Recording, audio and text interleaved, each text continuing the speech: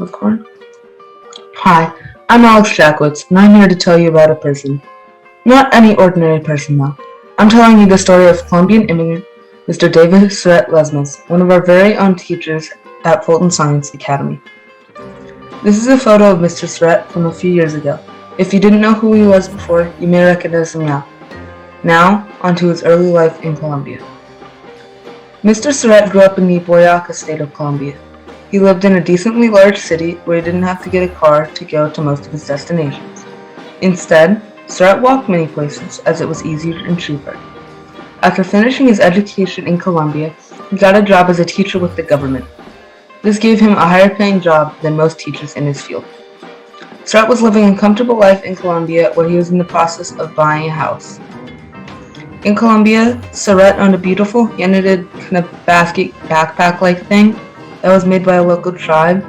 And as you can see, these things called mochilas or huacas come in different colors and patterns, and you can see someone making it down here. Another cool item native to Colombia that Surratt owned was called an aleta y molinillo, which translates to pot and grinder, and it is used to make Colombian hot chocolate, which is different from American hot chocolate. It is more bitter and less sweet than our version. And these are emeralds in some jewelry, so you can see this is an earring, and I think this is a necklace.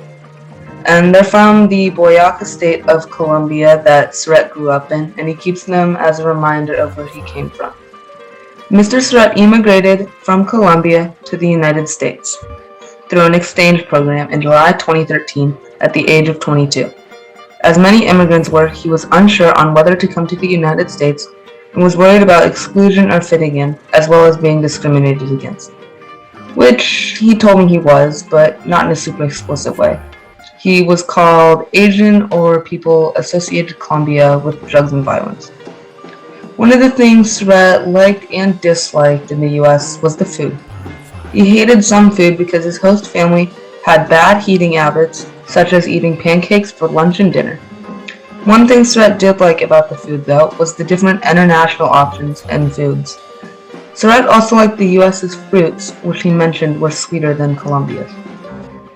During immigration, Surratt lived by the phrase, "Uno no es profeta en su tierra," which translates to, "One is not a prophet in his own land."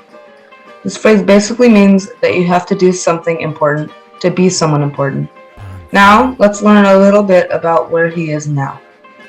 When Surratt came to America through the exchange program, he lived in Connecticut with his host family, which I talked about earlier. He decided to move to Atlanta, Georgia when he met his wife. And now, as many of you know, he works as a Spanish teacher at Fulton Science Academy. And that's the story of Colombian immigrant Mr. David Surratt Lesmes.